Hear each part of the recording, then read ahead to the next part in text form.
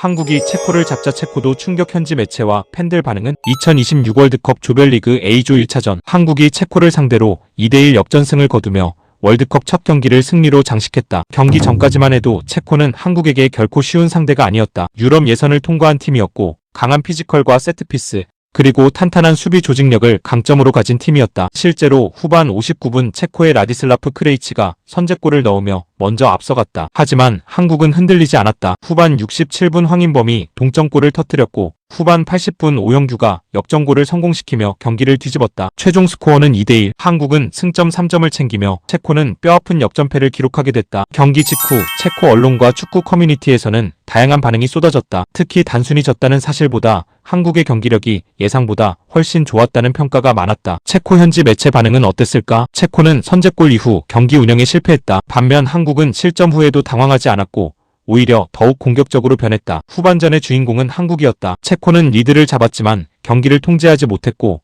결국 역전을 허용했다. 한국은 단순히 손흥민만 의존하는 팀이 아니었다. 미드필더들의 움직임과 경기 운영 능력이 매우 인상적이었다. 황인범은 체코를 가장 괴롭힌 선수였다. 동점골뿐 아니라 경기 전체 흐름을 바꾸는 역할을 수행했다. 이강인은 체코 수비진이 가장 어려워한 선수 중 하나였다. 패스와 드리블 모두 위협적이었다. 체코는 높이에서는 우위를 보였지만 기술과 템포에서는 한국이 더 앞섰다. 한국의 승리는 결코 우연이 아니다. 경기 전체를 보면 더 많은 기회를 만든 팀은 한국이었다. 체코는 선제골 이후 지나치게 내려앉았고 결국 그 대가를 치렀다. 한국은 조별리그 통과를 넘어 조 1위 경쟁도 가능한 경기력을 보여줬다. 이번 경기로 한국은 아시아 강호가 아니라 세계 무대에서도 경쟁 가능한 팀이라는 사실을 다시 증명했다. 유럽파 선수들의 경험이 경기력으로 나타났다. 체코는 한국을 과소평가한 대가를 치렀다. 체코 네티즌 반응을 살펴봤다. 솔직히 경기 전에 한국을 크게 경계하지 않았다. 그런데 경기 시작 후 20분 만에 생각이 완전히 바뀌었다. 공을 다루는 기술과 패스 속도가 생각보다 훨씬 뛰어났다. 선제골을 넣었을 때는 승리를 확신했다. 하지만 이상하게도 골을 넣은 뒤에도 불안했다. 한국이 계속 공격을 시도했고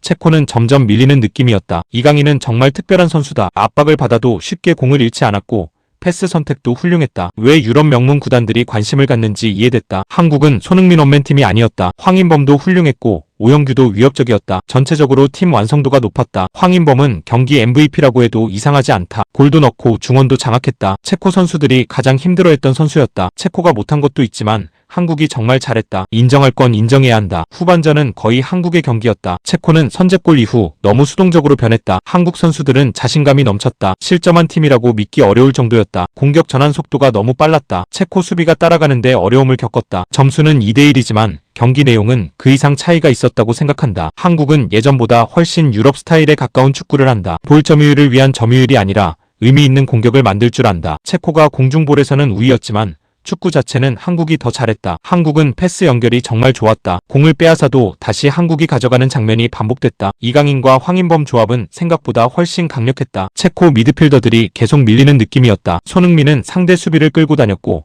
다른 선수들에게 공간을 만들어줬다. 오영규의 움직임은 정말 인상적이었다. 교체 투입된 선수라고 믿기 어려웠다. 한국은 체력도 좋았지만 경기 이해도가 높아 보였다. 실점 이후에도 조급해하지 않는 모습이 인상적이었다. 한국은 이번 대회 다크호스 후보가 될 수 있다. 멕시코도 한국을 쉽게 보지 못할 것이다. 오늘 경기력이라면 16강 진출 가능성이 상당히 높아 보인다. 한국은 이제 아시아 최강 후보라는 표현도 부족한 것 같다. 현재 전력만 놓고 보면 유럽 중상위권 팀들과도 충분히 경쟁 가능하다. 체코 팬으로서 아쉽지만 오늘 더 좋은 팀은 한국이었다. 우리는 선제골 이후 경기를 잃어버렸고 한국은 끝까지 자신들의 축구를 했다. 한국은 과거보다 훨씬 발전했다. 유럽파 선수들이 늘어난 영향이 확실히 보인다. 월드컵 첫 경기에서 이런 경기력을 보여준다면 앞으로 더 위험한 팀이 될 수 있다. 한국은 이번 대회에서 예상보다 훨씬 높은 곳까지 갈 수도 있을 것 같다. 체코가 충격을 받은 이유는 단순히 졌기 때문이 아니다. 경기 내용에서 밀렸기 때문이다. 솔직히 오늘 경기를 본 사람이라면 한국 승리를 운이라고 말할 수 없을 것이다. 한국은 승리할 자격이 있었고